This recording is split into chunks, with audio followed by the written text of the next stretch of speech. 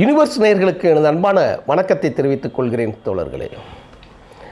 உன் பெயரை சாய்க்க பல யானைகள் சேர்ந்தபோதே நீ சிங்கம் என்பதை நிரூபித்து விட்டாய். யார் சொல்கிறா? 5க்கும் 10க்கும் விஜய் கூட டான்ஸ் ஆடுற ஒரு அல்லக்கை பயந்த வசனம் பேசியிருக்கிறான்.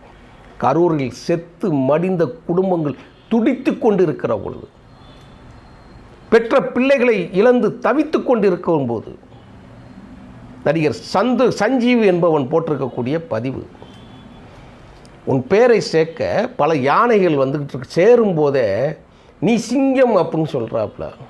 இந்த சிங்கத்தின் அசிங்கமான செயலை உலகமே காரி துப்பு கொண்டு இருக்கக்கூடிய வேளையில் இந்த செயல் அவன் கூட நடித்த இன்னொரு அல்லக்கை தோழர்களே, இன்னொரு அல்லக்கை ஒருத்தன் சொல்கிறான், மக்களுக்கு நல்லது செய்யணும்னா நம்ம போய் நேராக கிரவுண்டில் தான் போய் நிற்கணுமோ அப்படின்னு சொல்லி கேட்டதாக பதிவான்.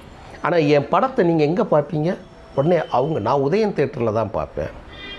ஆனால் அப்போது விஜய் அவர்களே, உன்னை எங்கே பார்க்குறதுன்னா தேட்டரில் தான் பார்க்கணுமா? நீ இந்த கூத்தாடின்னு சொல்கிறீங்க. கூத்தாடி மக்களை நீ எங்கு சந்தித்திருக்கிறாய்? நீ ஏதாவது ஒன்று சொல்கிறா? நீ எடுத்த நீ உச்சத்தில் நின்றுட்டு மாடியில் நின்றுட்டு ஒரு செல்ஃபி எடுத்ததை தாண்டி நீ ஏதாவது ஒன்று சொல்லுடா. நீ அதை வருத்தமாக இருக்குது தோழர்களே, வேறு ஒன்றும் கிடையாது.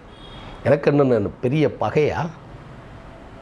செத்த பிறகு தவித்து துடித்து மருத்துவமனைக்கு ஓடிக்கொண்டு இருக்கிற பொழுது பத்திரிக்கையாளர்கள் வந்து 30 பேர் செத்துட்டாங்கன்னு சொல்லி பேசிக்கிட்டு இருக்கிற போது கொஞ்சம் கூட கொலை பதறாமல் அப்படியே மெல்ல ஒரு மான் நடப்பதை போல் நடந்து போகிற மானங்கெட்டவர்களே, என்ன திரும்பி நான் மிகுந்த என் வருத்தத்தை நான் தெரிவித்துக் கொள்கிறேன் என்று நீ ஒரு வார்த்தை சொல்லியிருந்தேன்னா இந்த பத்திரிகைகள் அத்தனையும் உன்னை தூக்கி செமக்குமே.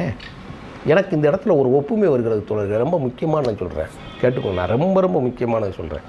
ரஜினிகாந்த் கொரோனா வந்த பிறகு அண்ணாத்தை படப்பிடிப்புக்காக நயன்தாராவும் ரஜினியும் மட்டும் தனி விமானம் பிடித்து ஹைதராபாத் ஷூட்டிங்க்கு போனாங்க. ஞாபகம் இருக்கா அவங்களுக்கு? அண்ணாத்த படம், அந்த படத்துக்கு ஷூட்டிங் போயிட்டு வந்த ரஜினி தான் நான் இனிமேல் அரசியல் கட்சியை ஆரம்பிக்க மாட்டேன்னு சொல்லிட்டார். உடல் எனக்கு வலுவில்லை, என்னால் போய் மக்களை சந்திக்க முடியாது, அதனால் நான் இந்த மாதிரி செஞ்சிட்டேன், என்னை மன்னித்து கொள்ளுங்கள்னு சொல்லிட்டு வெளியேறி போயிட்டார்ல. நடந்துச்சா நடக்கலையா? அதற்கு பிறகுதான் தேர்ந்தெடுக்கப்பட்டவர் விஜய்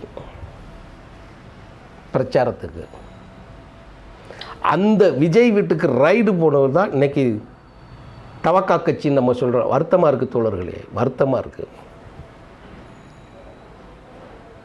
அந்த ஆள் தான் இன்றைக்கி இந்த கட்சிக்கு துணை பொதுச் செயலாளராக இருக்கிறாங்க. கட்சியோட செயலாளர், பிரச்சாரகர்கள். இது எங்கே போய் நம்ம சொல்கிறது? நம்ம கூட்டம் முடிஞ்சு இவன் ஓடி போய் வீட்டுக்குள்ளே போய் ஒளிஞ்சிக்கிட்டா பிஜேபியில் இருக்கக்கூடிய அண்ணாமலை வந்து பதறிக்கிட்டு ஓடியாராரு. விஜய் மௌனம் காக்கணும், விஜய் வந்து மனம் தேறி வரணும். டேய், செத்த குடும்பத்தில் போய் இறந்தவர்களை பழி கொடுத்தவர்களிடம் போய் நீங்கள் வந்து மீண்டு வரணும்னு சொல்லவா? இறக்குற செய்தியை தெரிஞ்சு ஓடி போய் ஒளிஞ்சிக்கிட்ட அந்த வார்த்தை வருது தொடங்க. அவங்கிட்ட போய் மீண்டு வரணும். என்ன இழந்திருக்கான்னு சொல்லி நீ மீண்டுடா வரப்போகிறீங்க? நீங்கள் மீண்டு வரணும். ரஜினிகாந்த், ஆஹா, அந்த ஆன்மாக்கள் எல்லாம் உங்களுக்கு வந்து ஆன்மா சாந்தி அடையணும், பதறிக்கிட்டு ஓடியாராப்புல.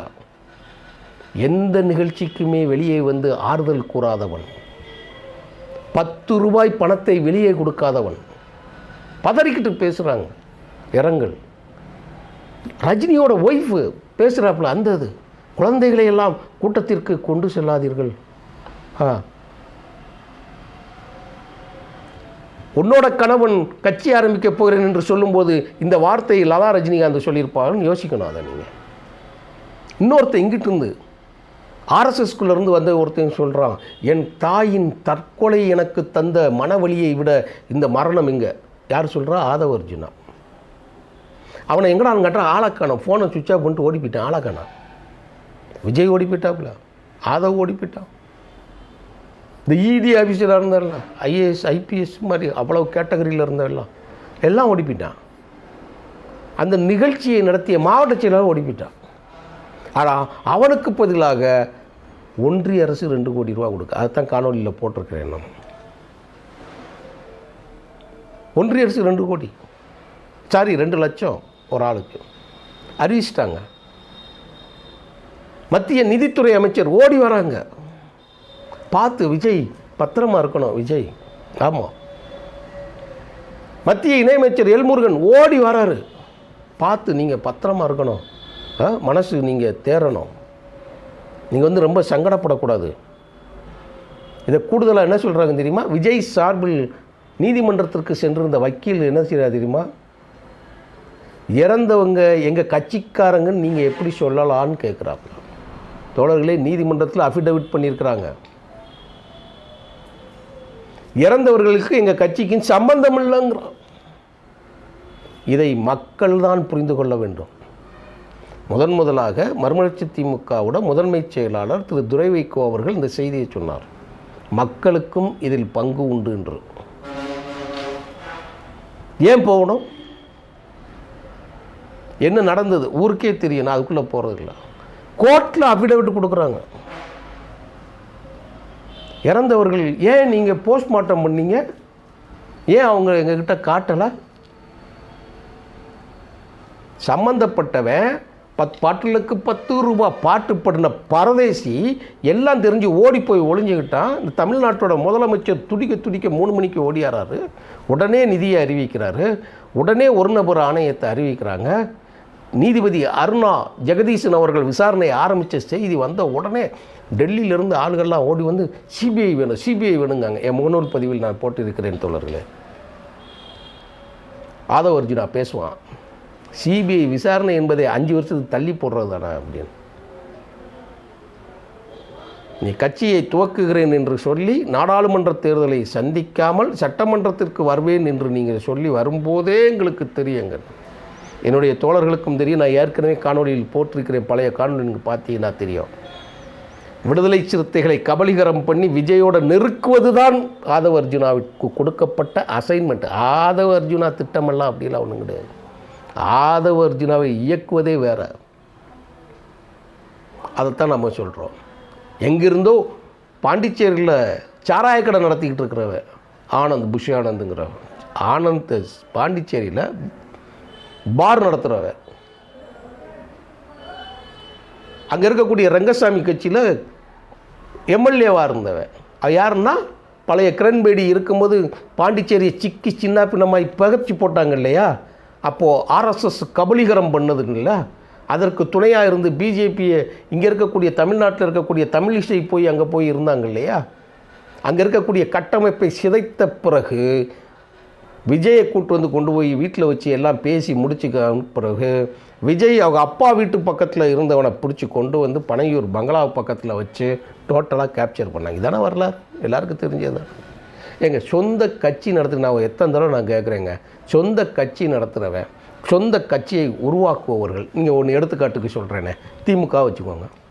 நீங்கள் ஒரு வால் போஸ்ட்டு நீங்கள் பார்க்குறீங்க, அந்த வால் போஸ்ட்டில் கலைஞர் மறைஞ்சிட்டார், இப்போ ஸ்டாலின் இருக்கிறாரு. ஸ்டாலின் படத்துக்கு பிறகு யார் படம் இருக்கும்? உதயநிதி படம் இருக்கும். உதயநிதி படத்துக்கு பிறகு அவங்க படம் பெருசாக இருக்கும், மற்றவர்கள் படம் இருக்கும், அந்த போர்டு வைக்கிறவங்க படம் சிறுசாக இருக்கும். அதிமுக எடுத்துக்கிட்டிங்கன்னா இன்றைக்கி எடப்பாடி படத்தை பெருசாக போடுவாங்க, அதுக்கு பக்கத்தில் எங்கிட்ட சிறுசாக அமைச்சர்கள் படத்தை, மாவட்ட செயலாளர், நகர ஒன்றிய செயலாளர்கள் படம் மீதியை போடுவாங்க, முன்னணி தலைவர்கள் போட்டு கீழே வந்து முழுசாக போடுவாங்க. ஒரு ஃப்ளக்ஸு ஃபுல்லாகவோ ஒரு போஸ்டர் ஃபுல்லாகவோ பாதி பக்கத்துக்கு அவங்க படம் தானேங்க இருக்கும். இப்போ மதிமுக பொதுச் செயலாளர்களுக்குன்னா வைகோ அவர்களுடைய படம் தானே இருக்கும். இன்றைக்கி முதன்மை செயலாளர் துரை வைகோ அவர் படம் இருக்கும், 2 பேர் படம் தானே இருக்கும். யாராவது தலைவர் படத்துக்கு, விஜய் படத்துக்கு இணையாக புஷி ஆனந்துங்கிறவன் படத்தை தந்தண்டி சைஸில் போட்டு வச்சு தமிழ்நாடு முழுவதும் எப்படிங்க போஸ்ட் எடுக்க முடியும்? தமிழறிவு மணியனை நினைத்துக் கொள்ளுங்கள். ரஜினிகாந்த் கட்சி ஆரம்பிக்கும் அப்போ கூட ஒருத்தர் பிஜேபி ஐடி விங்க ராஜினாமா பண்ணிவிட்டு ரஜினிகாந்த் கூட போய் பின்னாடி போய் நின்றவரை நினச்சி பார்த்துக்கோங்க. அதே பாலிசி தான் இங்கேயும். நேராக கொண்டு வந்து எங்கே நிற்கிறாங்க?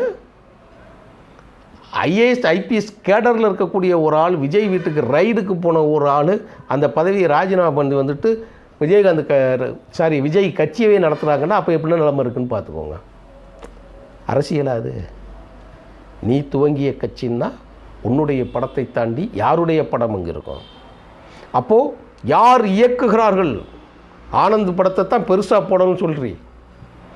அப்போ ஏன் ஆதவ அர்ஜுனா படம் பெருசாக வரல? அப்போ ஏன் நிர்மல்குமார் படம் பெருசாகல? யோசிக்கணும் தோழர்களே. அரசு சொல்லித்தரேன் கேட்காங்க.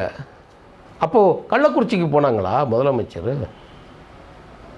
டேய், கள்ளக்குறிச்சியில் குடிச்சிட்டு செத்தவனும் இங்கே கூட்டத்தில் செத்தவங்களும் ஒன்றாப்பா? என்ன நான்சென்ஸ் மாதிரி பேச்சாக இருக்குது.